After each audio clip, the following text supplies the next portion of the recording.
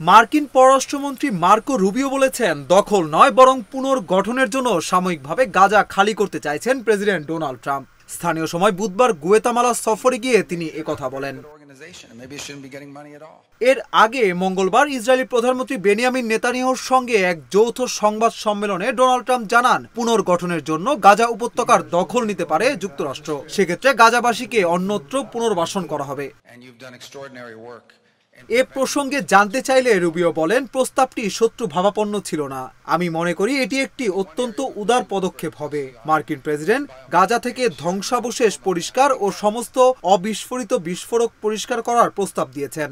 এমন পরিস্থিতিতে গাজায় বসবাসকারী লোকজন সেখানে থাকতে পারবে না।